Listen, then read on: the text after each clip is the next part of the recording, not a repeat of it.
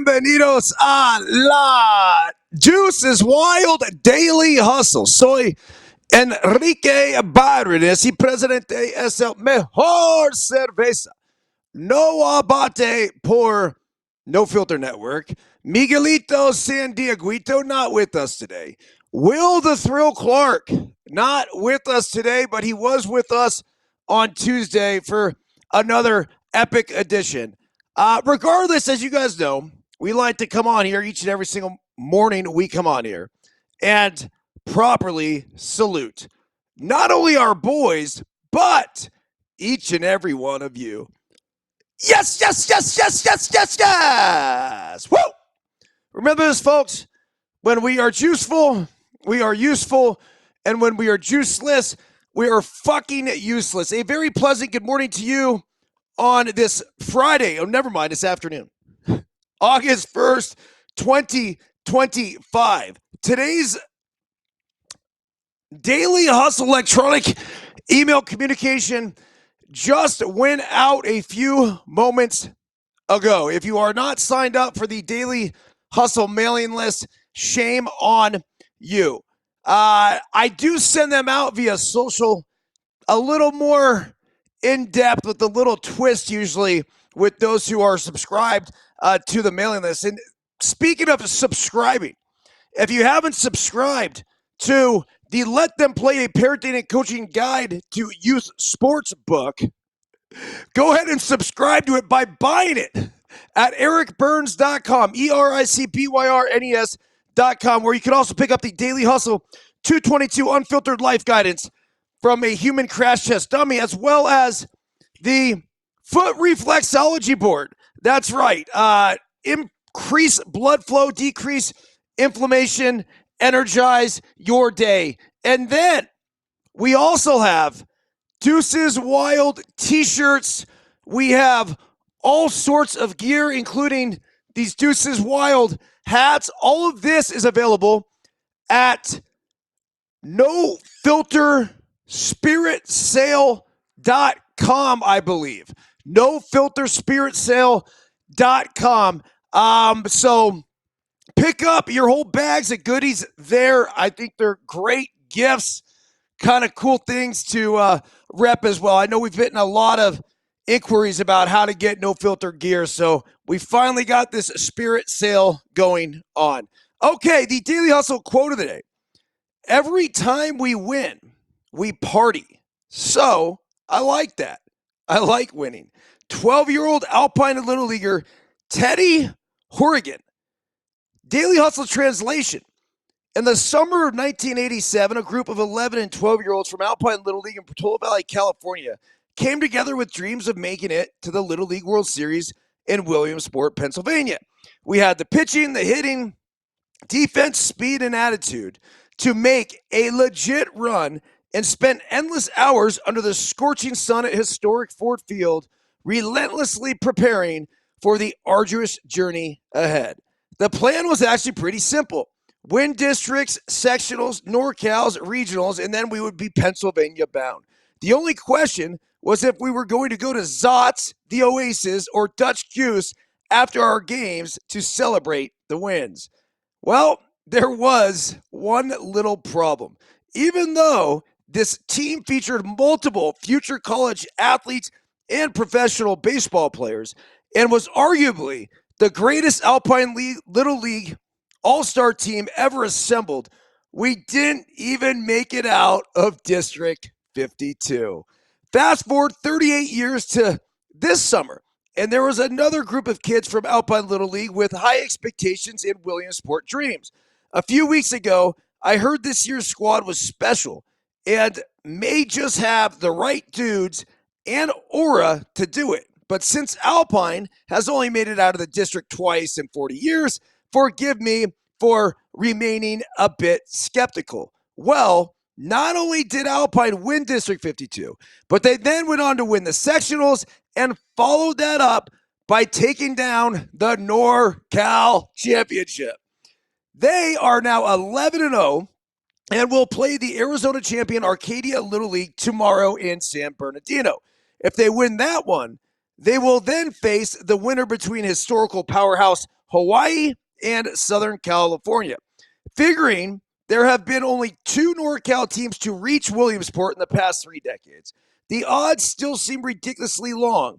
But don't you dare tell that to my little dude Teddy and this group of Alpine animals that just keep winning and just keep partying.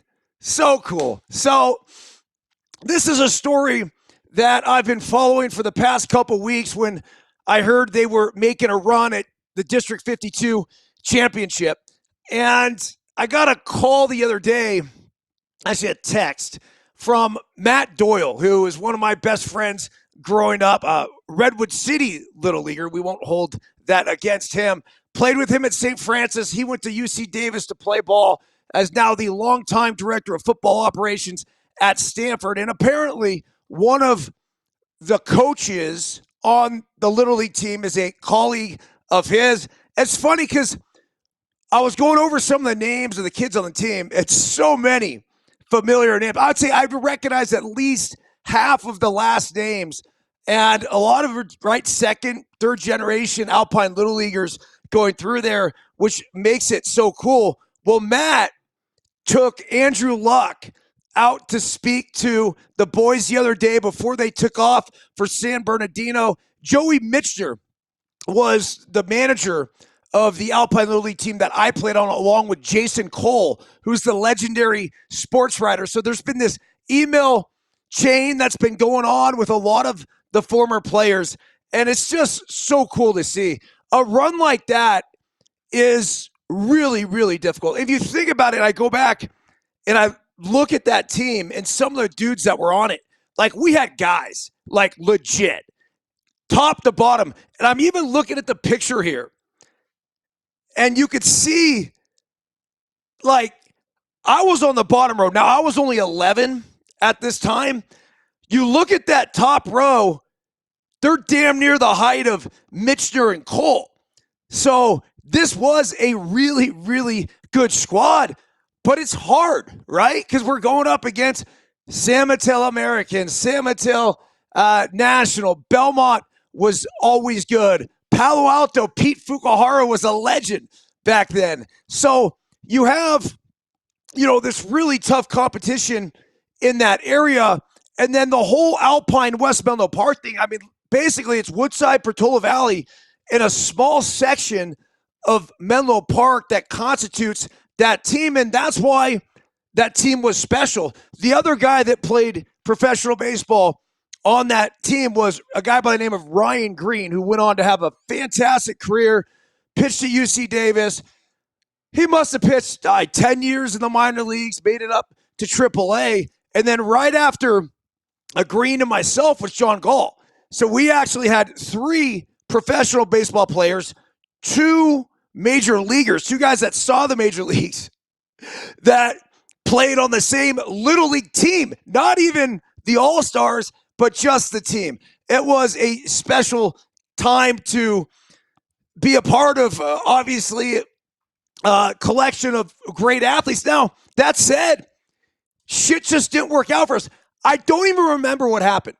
I don't even really remember how far we went. And this is crazy because it's kind of like Teddy said. These memories, when they look back upon this, now they're going to remember winning a bunch of games, right? But he's going to remember the parties just as much as the games. And I think back to the parties that we had and the nights at the Dutch Goose or the Oasis or Zots. We were always kind of going between the 3. But we did have one epic comeback where we were staving off elimination. Reminds me of the one that we just had with our Let Them Play team at the PGI National Championship, our 13U squad, where we were down 7 runs going into the last inning and scored 8 runs to walk it off. This was a very similar situation with this Alpine team. We were down probably 7 runs, and I feel like there was 2 outs when we were down, like 2 outs, nobody on, and a miracle happened. And it was hit after hit after hit after hit after hit. I don't even remember a lot of walks in there, just banging, banging, banging, banging. And that game, obviously, we played up to our potential and ended up walking off. But I think that just got us. Someone would have to reach out to remind me. I think that got us maybe to the Final Four. I don't think it was the finals. And this is just District 52. Now, there are a lot of teams in that district. And a lot of times that district does get out of the sectionals and they end up in the NorCals. But it's really, really difficult. So to have a run like this with this current team is pretty cool. They have a pitcher that is 6 feet tall, 70 to 72, downhill angle. And so far, because they haven't lost any games, the schedule has worked out really well for them. And he's been able to pitch, I think they said 8 out of the 11 games. They have a couple other bigger kids, a couple kids that are 5'9", that certainly could hold their own as well. And then it just looks like a bunch of scrappers, a bunch of kids that are out there grinding, doing their thing. But that's really what it takes. It takes the one shutdown pitcher. Ideally, you want to have 2, but then a couple others that could carry the weight when that one kid can't throw. So San Bernardino bound. They will be, I believe, on ESPN Plus tomorrow at 3 p.m. is the time. And then if they win that game, they will be on regular ESPN. I have to get to you guys the timing on that, but it's cool, right? Every year you're able to kind of latch off. A couple years ago, it was the Brody Crudelli, San Mateo team that made it all the way to the NorCal Championships that was able to latch onto. Then it was John Gall's team, who ended up beating Ryan Sweeney, colleague, friend of ours, who was managing that Alpine team. That was one that was difficult for me. So I had my cousin's team, which is Hillsboro, right? Going against my buddy's team, which is Alpine. And Alpine's obviously where I played. So I stayed really neutral on that one. Went to the finals, an epic showdown between pitchers. And try to think, was it Cole Callan on the mound, or maybe it was Robert? Actually, I think it was Robert going up against Jake Scott. And then Brandon Sweeney was on. Obviously, Ryan's kid was on that Alpine team. So I don't know. I love Little League Baseball. Then last year, I got to watch Colton go through it and take that Truckee team to beat the number 1 team out in that Reno area, which was cool to watch. They were on the cusp of winning their next game after that.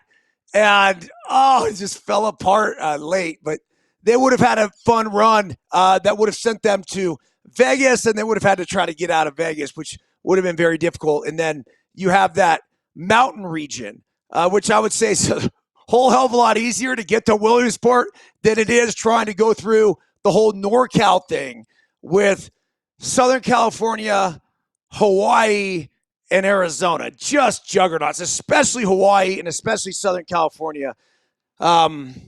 Anyhow, all right, trade deadline yesterday. I'm going to go over a couple of these things real quick, and I got to get out of here. We're supposed to have a 1:30 pickleball match, and it's 1:26, so somehow, some way, I'll try to get there in 4 minutes. But the trade deadline winners and losers. Look, this is tough to say because, so many deals have gone down, and we don't know because a lot of these prospects are just prospects. And you know what a prospect means? It just means you haven't done shit yet. So to try to rank and see these guys, it's going to take a while. And then also to see how these big leaguers do as they get traded over to these other teams and how they perform down the stretch. The one big trade that resonates with me, and I think our audience, was Mason Miller and JP Sears from the Athletics going to the San Diego Padres. AJ Preller pulls it off again. Now, it costs them DeVries, who is the number 1 prospect, or was the number 1 prospect in the San Diego Padres organization, top 5 prospect in all of baseball. He's listed as a shortstop. Who gives a shit? You could play him anywhere. He's just a teenager. killing it right now, I believe, in the Midwest League. But Preller and the Padres get Mason Miller, who's controllable for another 4 years. A little bit of, I'd say, injury risk just for the fact that he throws 104 fucking miles per hour. But ultimately, if you're a Padres fan, you got to be stoked. You also get a left-handed arm in Sears, who has proven to be a reliable starter. So that was one of the big ones. Obviously, Eugenio Suarez going back to Seattle. The Seattle Mariners are a fucking juggernaut. Look out. It is a joke to look at that lineup right now. Randy Arozarena backed up with J.P. Crawford, and J.P. Crawford probably leading off. You got Arozarena. You got the big dumper who hit his 42nd home run last night. But then you add Eugenio Suarez, who's one of the best power hitters, quite frankly, to ever play the game. Like, he is that undercover. He is that good. Got the open stance and just coils that thing, closes it, unleashes fury. Josh Naylor was another pickup they had in a separate deal with the Arizona Diamondbacks a few days before that. But I will say, after I watched my dude Young last night, who's hitting ninth for the Mariners, hit a 470-foot home run to a place where I've never seen a ball go at Safeco before, I'm all in. I really am all in on the Seattle Mariners and what they're doing. They have the pitching staff to do it. They got the relievers to do it. And they sure as hell have the fucking lineup to do it. This might be the best lineup in all of baseball. It really is that good. So kudos to Jerry DiPoto for making those moves happen. And it will be fun to watch them going forward. The San Francisco Giants, obviously, just started dumping guys. We had a post yesterday. Will and I talked about it the other night. What's going to happen? And, well, I thought they would stand pat. I certainly did not think they should add. At this point, they were 6 games out of the wild card, 8, 9 back in the division. But I did not think that when we have the dumpster fire that we did, Camilo Duvall, gone. Tyler Rogers, gone. Yastrzemski, gone. And it was like, whoa, whoa, whoa. Now, they got some mid-range prospects back in return. Guys are in that 15 to 20 range. But once again, I don't really give a shit about that because for all we know, if the Giants scouts really like him, they might like number 15 better than they like number 3. And that happens all the time. So hopefully the Giants scouts have been on this and they picked up some good players in return. Looking here, this is kind of the last thing. Check this out. So the Minnesota Twins today called up 8 players from AAA. They traded away 11 fucking players on their major league roster. You can't make this shit up. This was, in my humble opinion, an embarrassment to the game of baseball, an embarrassment to the Minnesota Twins organization, and an embarrassment to the concept and idea of competitive balance. So when you have 11 players traded off of a roster like this, it's got to make you scratch your head because basically they're mailing in the rest of the fucking year. And I get it. Some of these guys that they called up 8 guys from AAA today. 8. That's just not right. For the integrity and sake of the game going forward, the commissioner's got to look at this. And there needs to be some sort of limit on trades in a certain amount of time. Because now you got the Twinkies that are going to be rolling out a AAA squad, obviously, from here on out for the rest of the season. And yes, Byron Buxton who was so adamant about not being traded. Dude, you might want to rethink that shit, man. Get the fuck out of there. That's bad. It really is. And for a historic franchise like the Twins, this is a team that's won a couple world championships, has been really good over the years. Really good. Just a really solid competitive team. So I do have a lot of respect for that organization. But that shit yesterday was a fucking joke. And it does the opposite for keeping teams competitive, fans engaged, and all of it. It's just not good. Not good for the game. Okay, yeah. I don't know. That's enough. We will be back on Monday with a brand new Daily Hustle. And then Tuesday, Deuces Wild. Everyone enjoy the weekend. Enjoy trying to figure out who's playing where. And buenos suerte to Alpine Little League. Hopefully you guys can follow along this journey with me, and you'll be rooting for the boys from Portola Valley, Woodside, and West Menlo Park. Good job, dudes. That's it. See you next week.